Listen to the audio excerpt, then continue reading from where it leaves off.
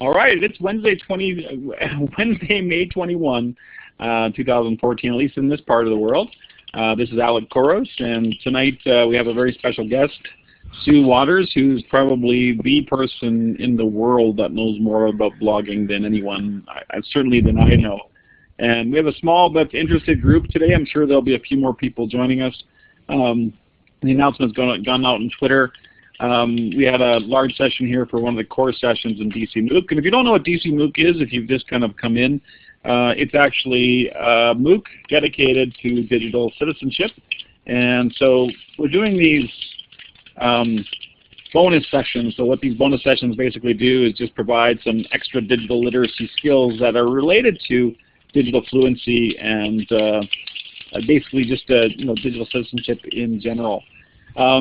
We've got a few people from around the world, and we've got some moderators, but I'm going to pass this over to Sue so we can get right into the topic. And we think that blogging is a really, really important topic, especially when you're thinking about digital identity, digital writing, social writing, and netiquette, and a lot of things that we've talked about this week. So feel free to participate in this session as freely as possible, and of course in the other sessions that we're going there. And I want to really thank, first of all, Sue for doing this. She's volunteering her time, and she does such a great job.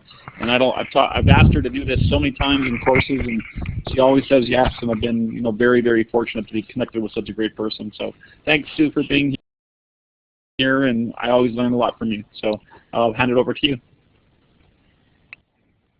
Thanks a lot for the great intro, and hi everyone. It's lovely to see you all here. I can see a range of different people that I know joining the session, so those that I do know, I'm not sure if we'll get time to grab you and get you on the mic, but if we do, please make sure that you've set up. If you do have a mic, make sure that you've gone to Tools, Audio Setup, and make sure that your mic is working. Just a little bit of a tip.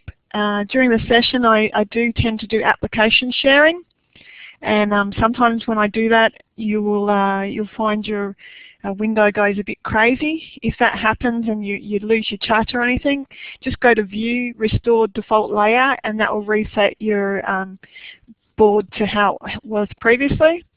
I probably won't have a lot of time to do writing on the board. Sometimes I do that in my sessions, but a handy little trick is if you ever want to save a whiteboard, is you wait till the end of the session and go File, Save Chat, and File, Save Whiteboard. So let's get underway, and hopefully we have a great session. So as Alex said, my session's all about intro to blogging, and I'm aware that we've got a range of differing levels that attend these sorts of sessions. So I will try and try and give tips for those that are new to blogging, and those that are hopefully that are very experienced with blogging may get something out of it as well. Or if they don't, hopefully you'll make time to share tips in the chat area. So just a little bit about myself, and I like to tell people this, my own personal journey, so that you realize that I understand where people come from when it comes to blogging, because it wasn't obvious to me when I first started looking at blogs at the benefit, and that picture of crying reminds me sometimes of how new people starting out feel when they're confronted with it, and it also reminds me of my own personal journey. I was first introduced to blogging in 2006. I asked a friend to show me what a blog was. I'd heard people talking about blogs, and I wanted to see how you might use them in education. So they showed me a blog, and I looked at it and I thought, this is the craziest thing I've ever seen. I can't see why anybody would use a blog in their course, and why I would use a blog.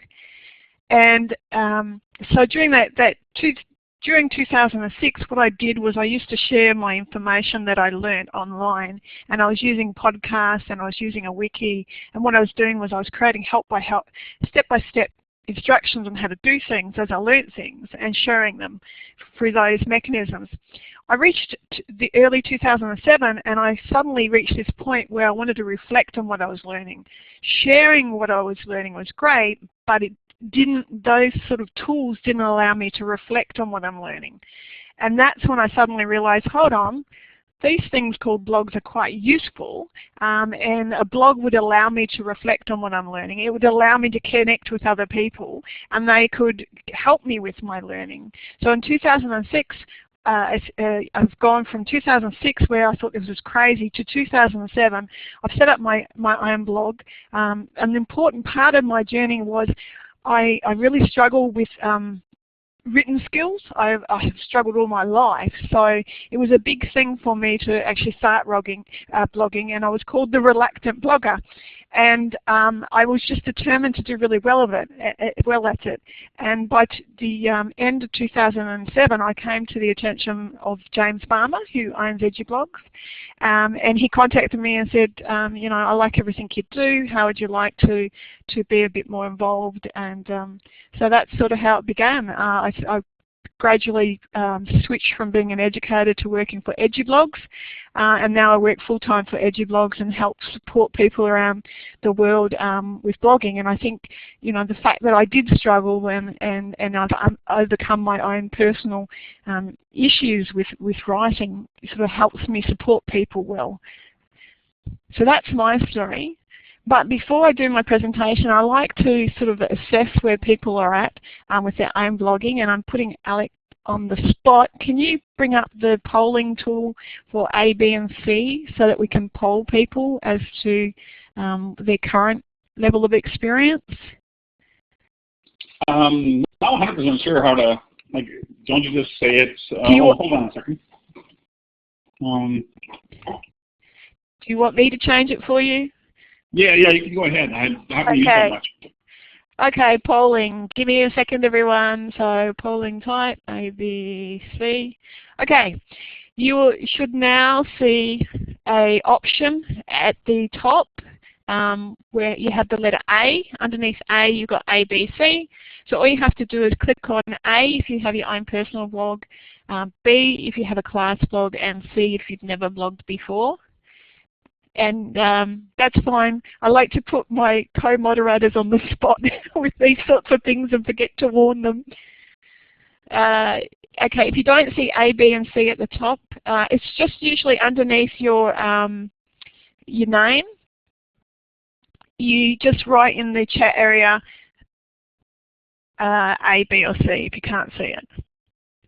And Alex is busy watching the results coming in. And he is going to, so it's a quick poll to see where people are at. And then I'm going to really put him on the spot and see if he can actually publish the results to the whiteboard, which I know he's probably not going to be able to do.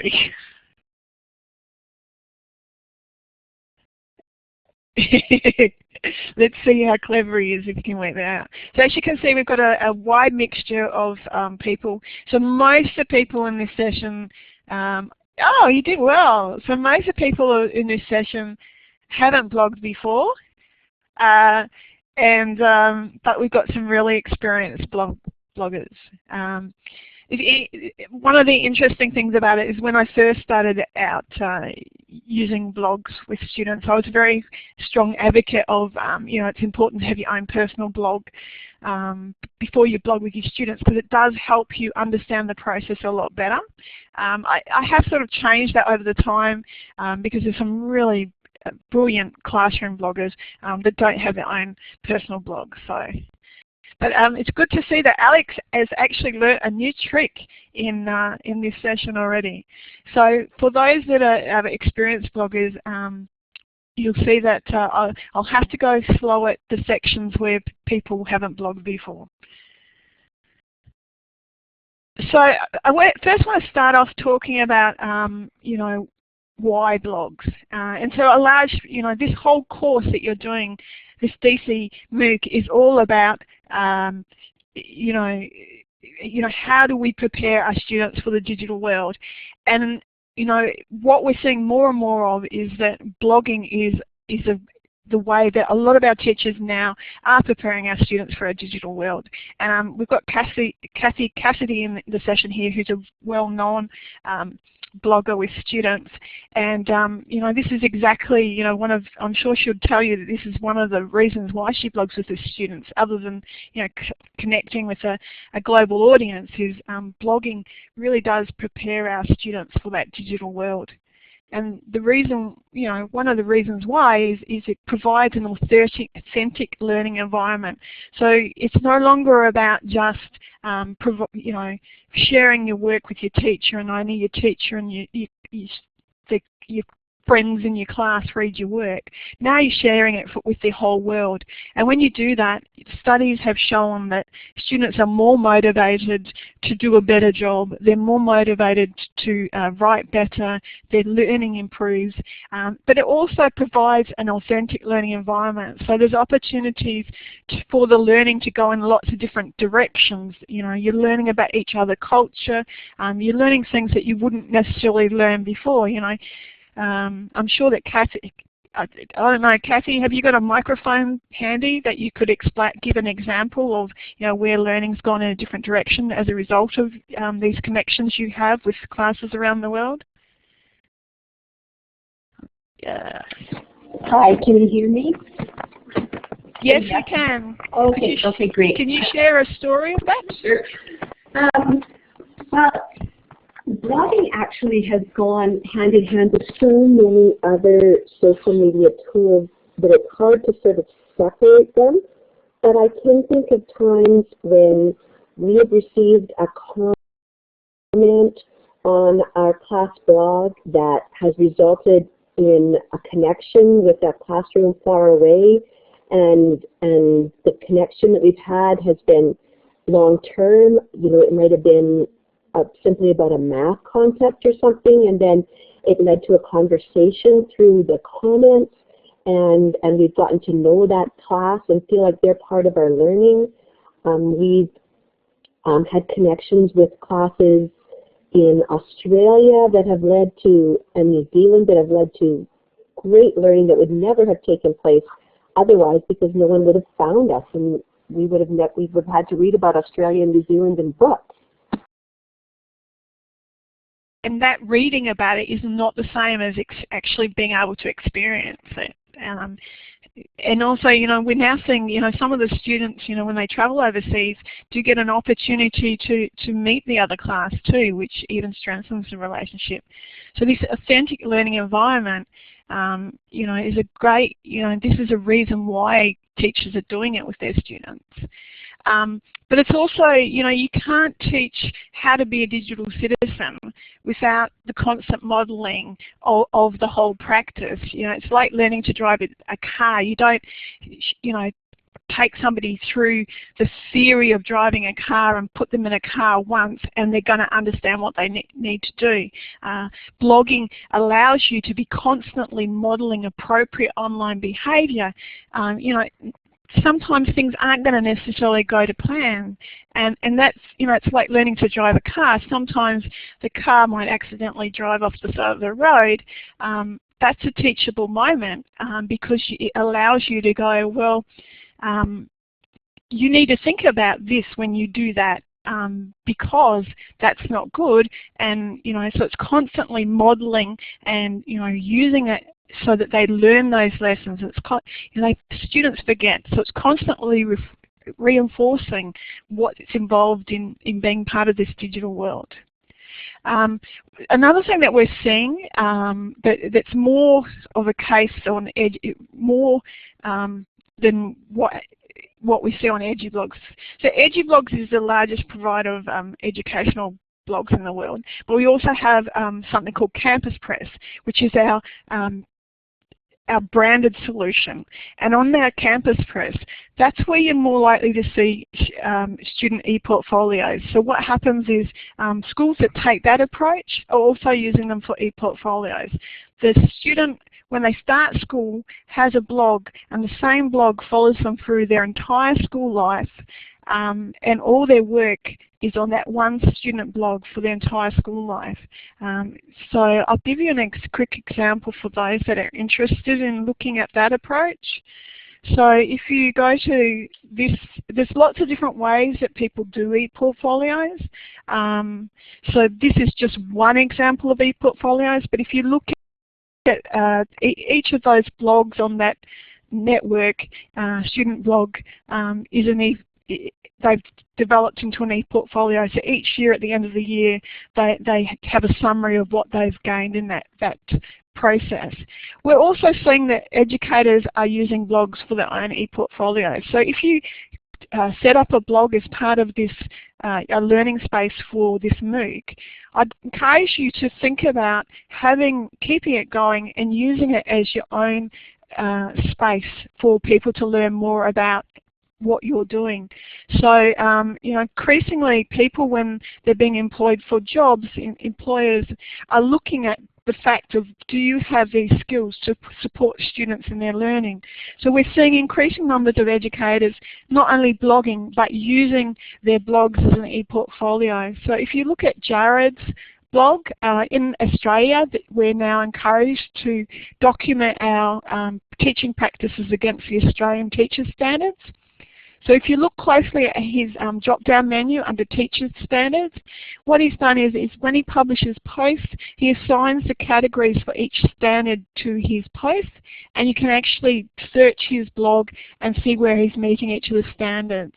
So increasingly, employers are looking at, do we have these qualifications? And having a digital footprint as an educator means that we're demonstrating that not only do we understand the theory of doing it, but we understand what's involved in doing it.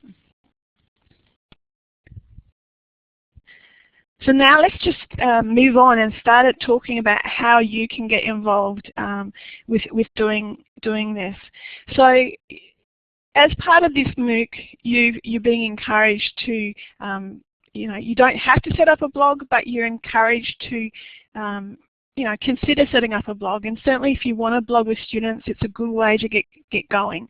And then you won't understand, in a sense, the power of blogging sometimes until you start doing it yourself. And one of the most important things to understand about blogging is blogging isn't publishing, it's about social learning. So hopefully at the moment you've joined the Google+ community and you're interacting with each other by leaving comments. And you're learning from what you're reading other people are writing, and you're learning from the comments that people are leaving. It's the same process in blogging. You reflect on your learning by publishing a post, but you also should be taking time to read other people's blogs and commenting on them. So if you look at this, this is the cycle that you need to be following with when you're blogging for yourself or blogging with your students. So,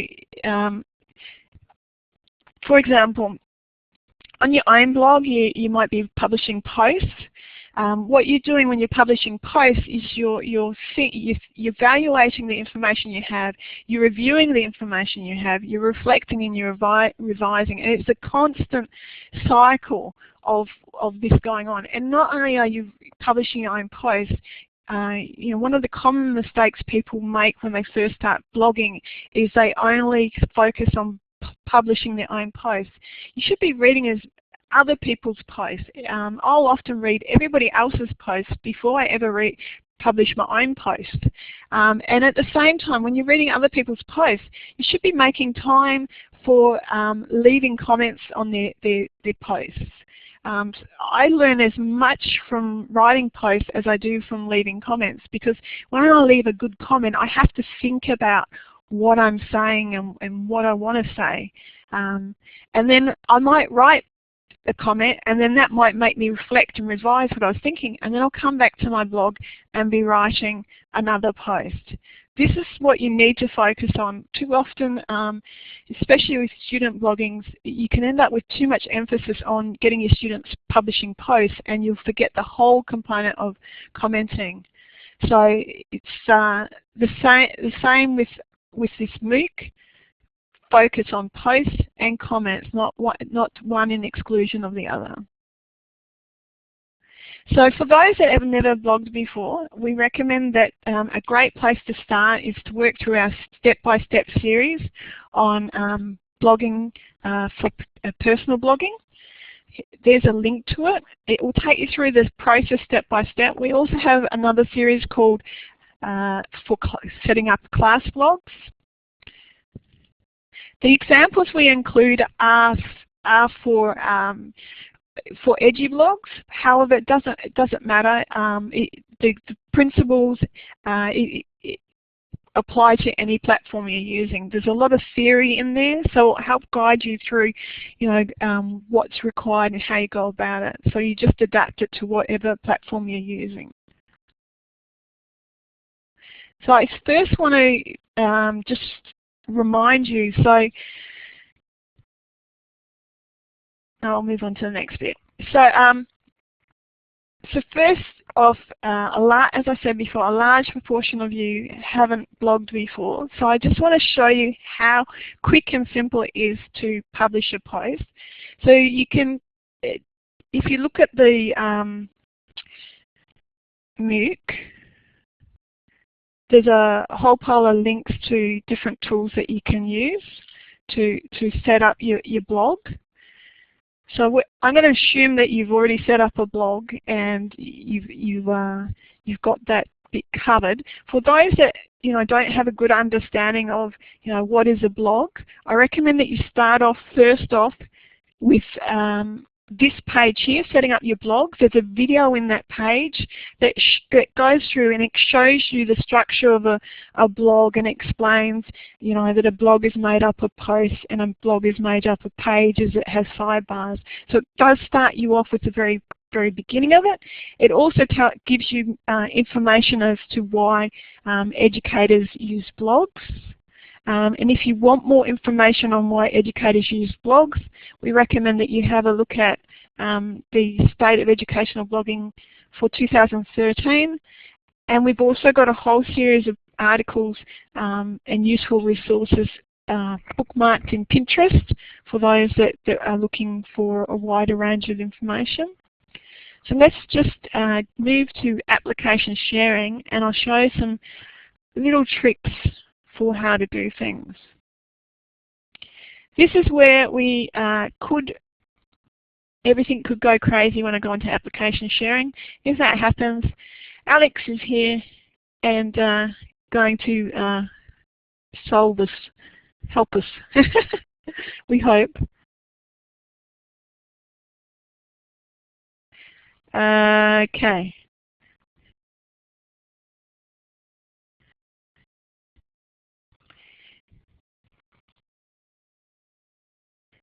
Can I see a smiley face if that's now loading on your screen?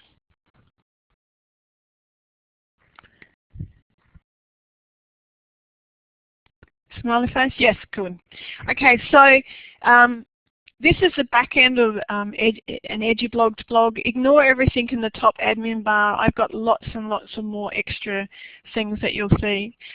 It doesn't matter whether you're using a EduBlogs or a WordPress.com blog or self-hosted. They all look fairly similar in the back end. So whatever I show you here applies to that.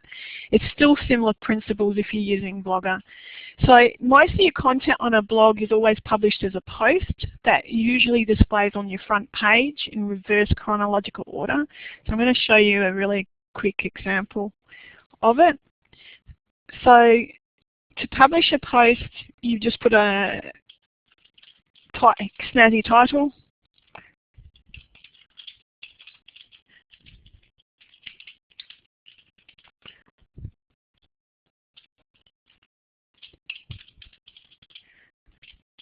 And I'm dyslexic.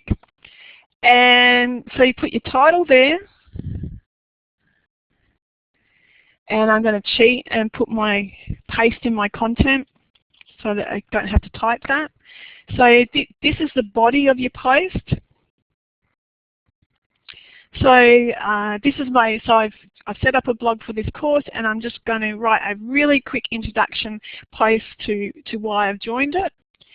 Now, one of the biggest areas that most people who are blogging fail to do is forget to link.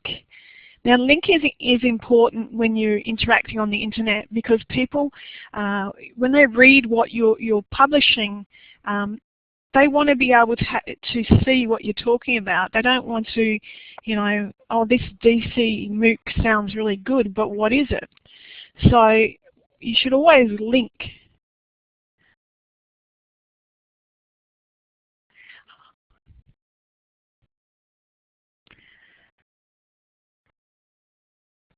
And Alec, if you want to jump in and explain linking while I'm adding the link, so I make it sound a bit better, feel free to grab the mic. Sure, I think. So all I'm doing is I'm. Oh, okay. Go for it. So Sue is just showing how to link, and I guess I can't emphasize enough how important links are. I think Sue's written on the idea of, you know, this is not just blogging, but it's social writing.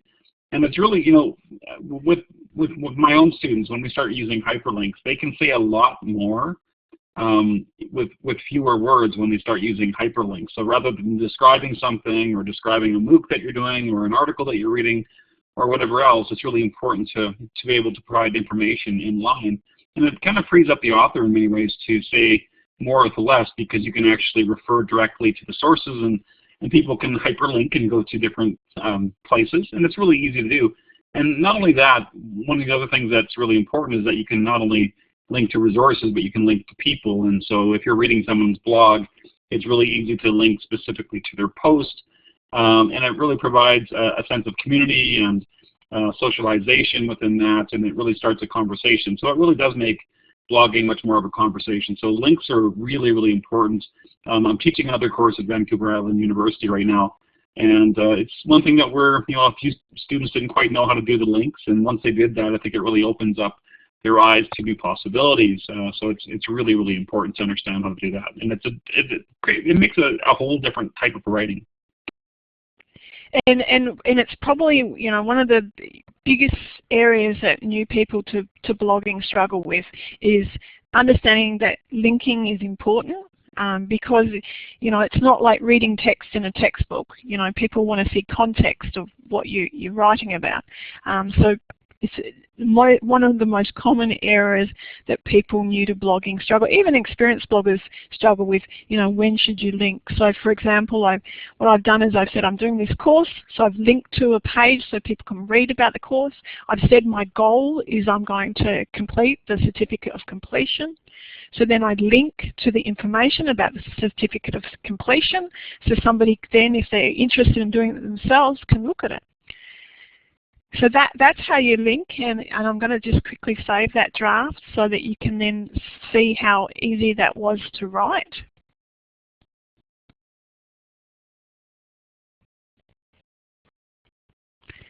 And then I'm going to quickly preview it to see what it looks like. And if I click on these links, it will take the reader to those pages.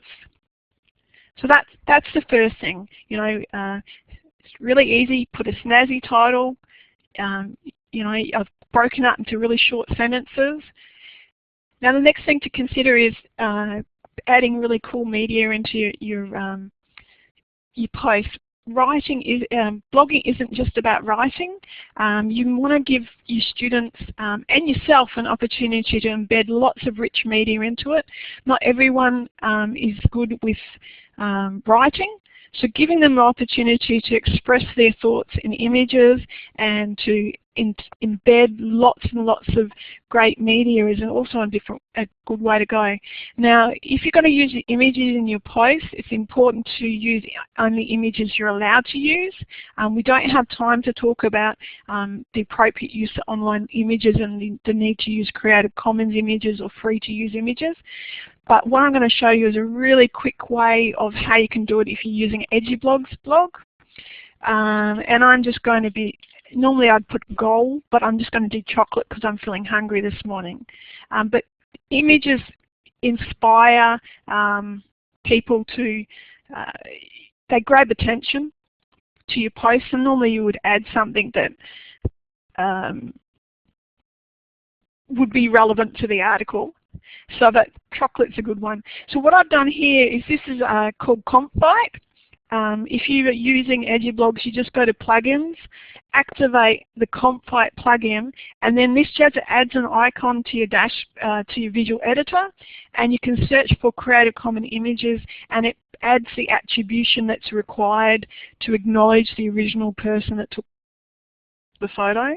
So I'm just going to click on that medium size, and that's going to add my picture into that post really easily. You can do the same if you're using a WordPress blog or a blogger, but you have to go to CompFight, search it and insert it. If you go to the information on personal blogging, we have a whole section on adding images, and it explains how to do it there. So if I update that post now, you'll see that I've added images, an image. So image is always good too, and I haven't formatted it well enough. Images are always good because they break up the text to make it easier for people to read. I wouldn't normally have that bigger image, but I just wanted to show how easy it can be to add an image. The other thing that's really easy to do is to add a video. So during the intro session that Alec did last week included this great video on success in MOOCs. So you can easily share this into any WordPress-powered blog by grabbing that share link, the URL from the share link.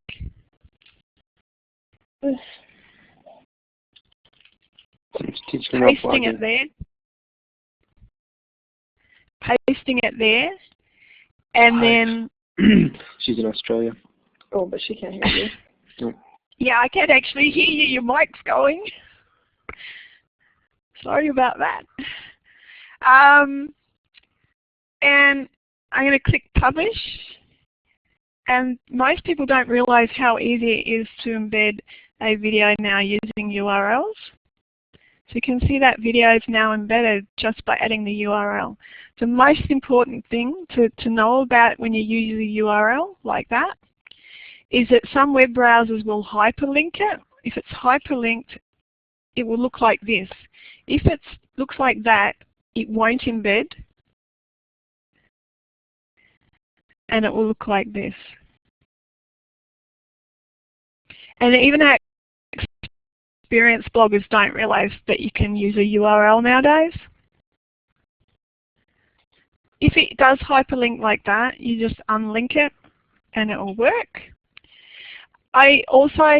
Good practice is also to link to the video, because some school districts do block the video. So at least if it's blocked and it doesn't appear, then if you've linked to it, people know you've linked to something, and they'll know that it's not, you haven't missed putting something in there, it's there.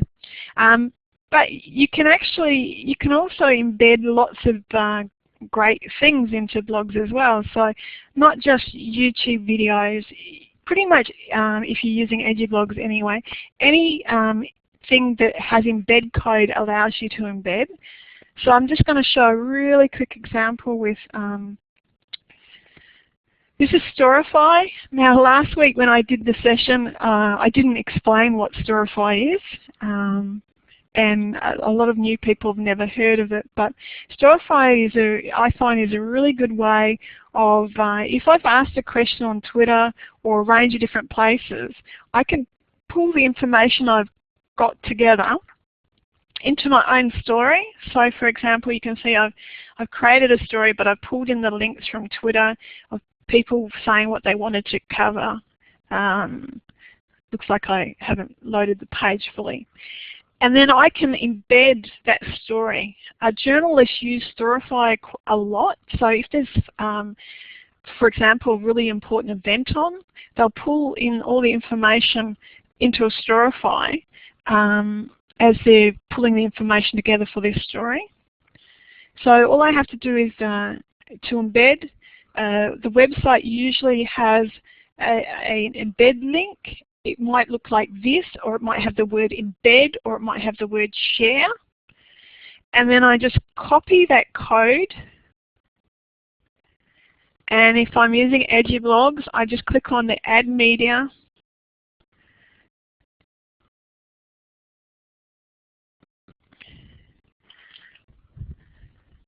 Insert into post. If you're using the EduBlogs app, like Kathy is, you just paste it directly in the app. If I click Save,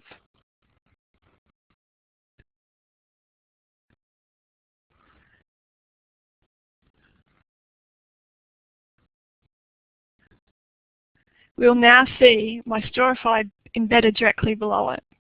So if you're using Blogger, you can do the same in Blogger by pasting the embed code. You click on the text tab, paste it in, and then publish it. If you're using WordPress.com, you can't embed, so you can't use that method. You have to use whatever shortcode options they have. If you go to their help site, they have a page about embedded media, and you need to read that page. So sometimes it will be that you can use the URL from what you're using. Other times it will be other ways. If they don't have an option, you won't be able to embed. But on EduBlogs, basically anything that has an opportunity for embed code, you can add. So say I was now happy with my post, I would then click Publish.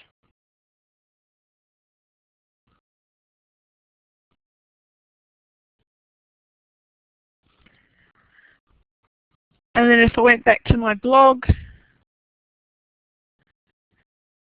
I've now got my post there with everything embedded. So think about, not only that blogging is about just writing posts. There's so much you can do. So if you look at this, and it's a very long post, this is a post underneath it. So as I said before, blogs are reverse chronological order. The thing that you've published goes at the top on that front page, and then the article that you wrote before is underneath it. To leave a comment, your reader just needs to click on the title of your post.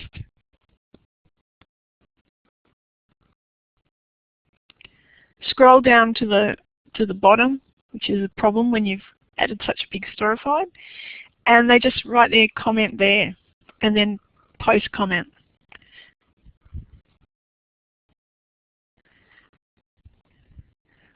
One thing I didn't talk about is you can use tags and categories. We don't really have time to go through this very well, but if I was doing a category, I would use something like professional learning for this.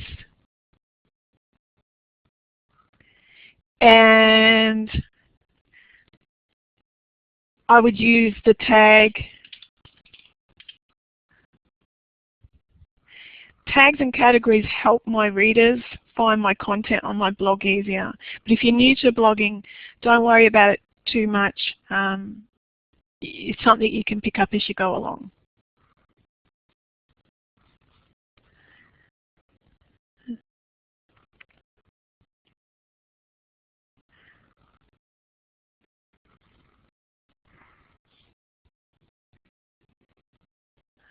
So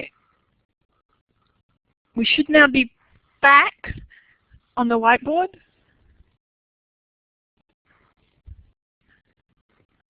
Can we all see the whiteboard again? Smiley face.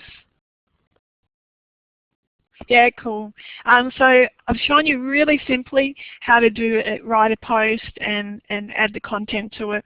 The main thing is, make your post title stand out. Post titles are my Achilles heel. I really struggle with post titles. I'll often put just a short title at the beginning when I first start writing it, and then come back and add my title right at the end, which is back to front to most people. I've shown you how to quickly add embed code. So think about the fact that if you're certainly using it with students, remember that not all students will be engaged by writing, but you give them a lot of really rich media to use, and they'll really enjoy it. So I suggest if the experienced ones in the group could write some ideas of tools that their students really love using and embedding into the chat area, that would be really great. So as I said, commenting is really, really important. And so I'm not sure whether you've had a chance to have a good look at the what they've set up for this course. So I'm going to launch application sharing again. But so what I'd be encouraging you to do is reading it. You know, if you're going to set up a blog for this DCMOOC, make sure that it's part of the hub, and I'll show you how to do that. And then take the time to comment on each other's articles, because it's all about social learning. So just here's some tips that people have given about commenting. Stay on topic. Try and add to the conversation. If you know, be prepared to challenge, but in a polite way. You know, and you know, a lot of people struggle with this when they first start blogging, but it's good to respond back to comments on your own posts, because it's all, when you're doing it for social learning, it's all about you know, building community. So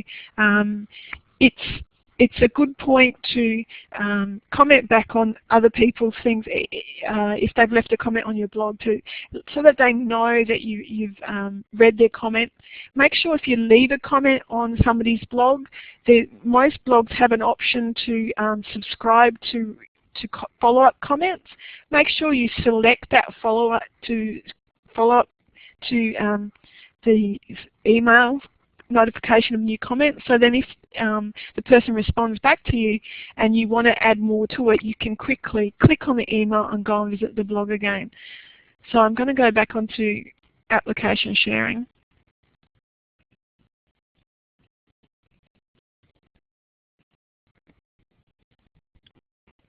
So if you have set up a blog for this course, what you need to do is go to the DCMOOC, and there's a link in the top post that asks you to share your blog URL.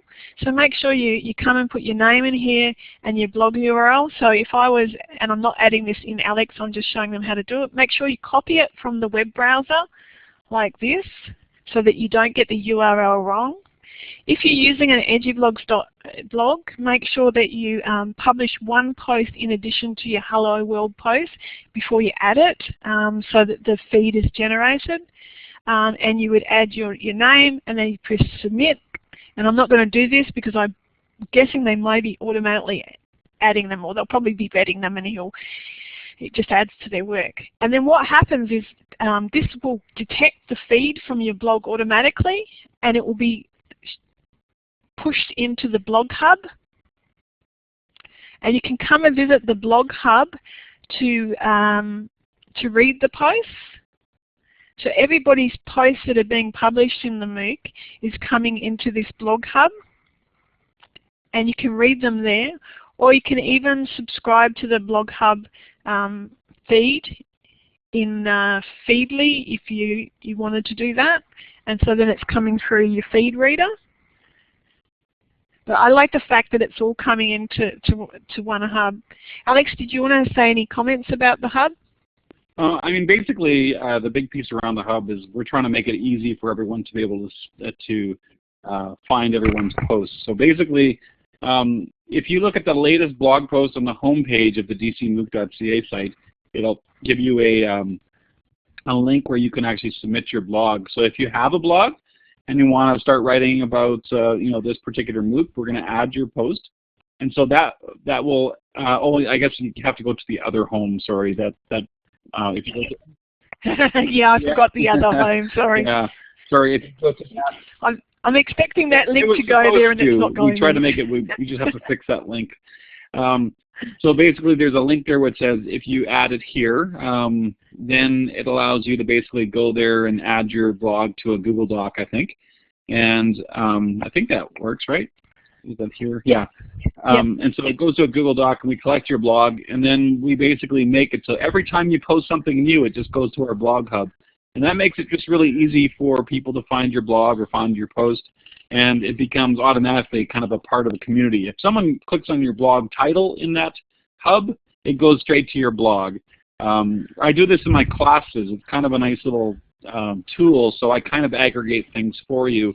It's also good for people to pick up, you know, tools like Feedly or Dig Reader, or there's a few other things that allow you to personally aggregate your own blogs. But this is a way of doing it for, I guess, others. And it's kind of it's a cool trick. I do it with every one of my courses, and it's nice to be able to do this sort of thing. So if you have any questions, you can always email us about that at dcmooc@gmail.com, and I'll just post that in there. So thanks for letting me talk about that too. No problem. I'm trying to switch to Firefox to show how easy it is if you've got Feedly. So can you see my Feedly account now? Hopefully, I've lost my. Yeah, we can. Or we can cool. see. Sorry about that. Yeah. Yes. Yeah, for so sure. Let me just. Okay, so you can just. I prefer to read everything in Feedly if I was going to read it. So you just have to go to here, add the URL of the hub, press enter. Oh, it did have it a second ago. Oh, there we go. Hub. I had checked it before I did this test. So there you go. You've got it in Feedly. You can just add it directly to Feedly if you wanted. I could create a new category.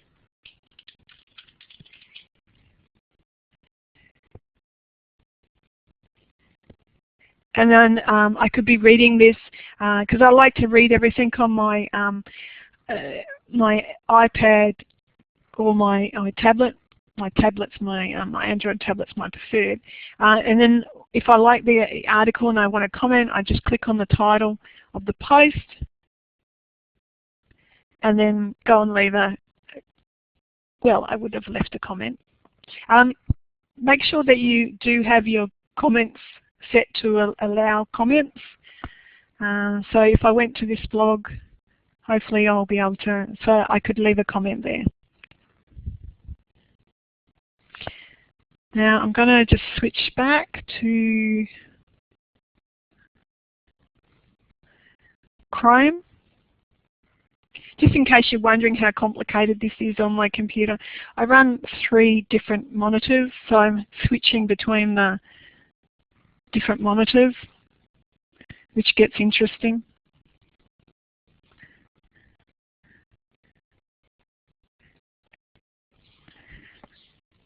So you now should, see that I've totally lost myself and managed to get the web browsers around the wrong way. So now we should see Chrome, hopefully.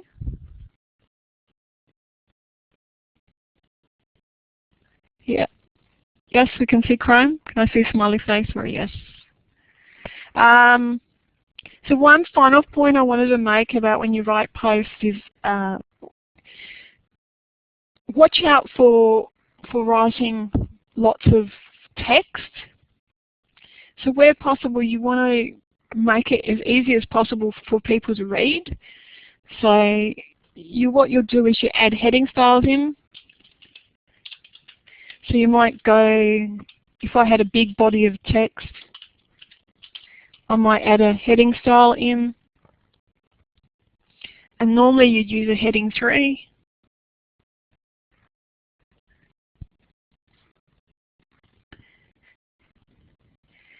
And I'll also, I'm just trying to show you what happens if you have long bits of text when you're writing online. It makes it really hard to read. So I generally, if you read a lot of my posts, you'll notice I might have posts that are really short, maybe only a few sentences long. And the reason I do that is it makes it easier for people to read. So look for opportunities if you write really long posts to add in a heading style. So break it up into headings, break it up into more sentences.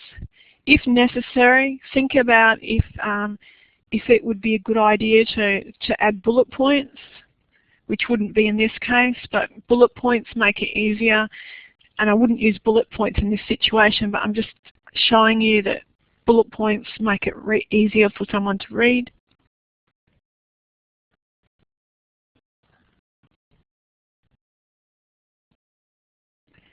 So, look for ways that, when you're writing, when I write, I'm writing for myself, but I also want ideally people to read it. So the easier it is to read online, the more they're likely to read it. So you breaking up your what you write into lots of headings, adding bullet points like bullet points or numbered lists will help. Avoid too much use of strong colors because that can make it hard for them.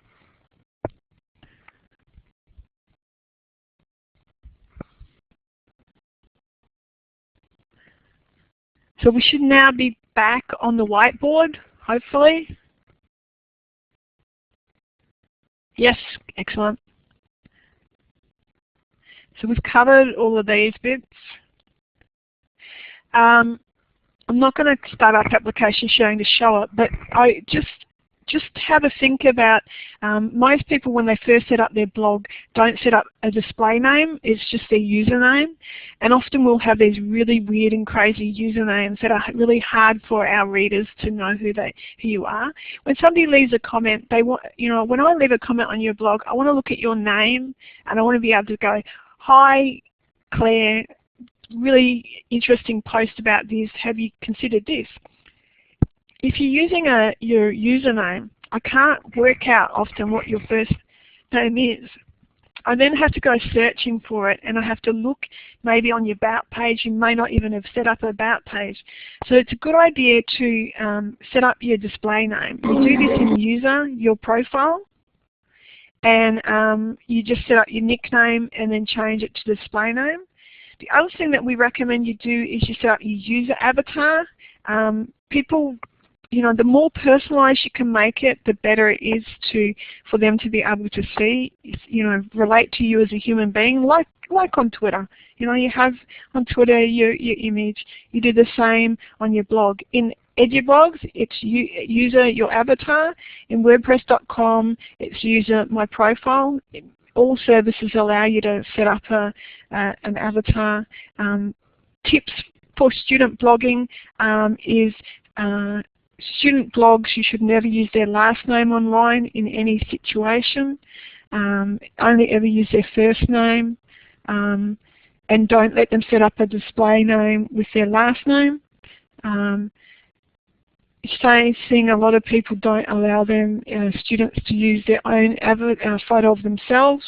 Some do, but in general, most situations, people recommend that you they set up they use one of the avatar tools to create the image that they upload. We covered this. The final thing is, I would, if you're trying to blog to reflect on what you're learning, I would have you keep your home page as a blog post page, so all your latest posts are on the front page. Avoid themes that are really strong, that make your posts really hard to read. You want people to be able to read your posts online. I recommend that you use a mobile-friendly theme. Mobile-friendly themes look good on all devices, so you don't want to use a theme where they have to zoom when they're on an iPhone or a mobile device to be able to read your post. Any questions? Because we're coming to the end. Or Kathy, did you want to pick up the mic and share some of your tips to those new that's blogging, if you're still here? Sue, you have done just a great job of explaining the process, and my expertise is more in the area of how to make it work for the primary kids, and I'm actually doing a session tomorrow about that. So, I don't really feel like I can add to yours. Excellent. So, make sure you share a link to that if I can attend. I'd love to watch, gain from your tips. Any questions, anyone? Oh, I might be sleeping at that time, but it'll be recorded though, won't it?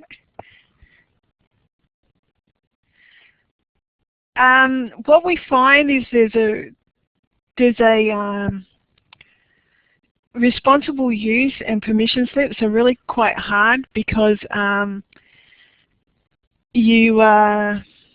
each school and school district has differing guidelines, so it's safer with the responsible use and permission slips to contact the technology support for your area and just check what guidelines they have first, because it varies around the world and the location you're in.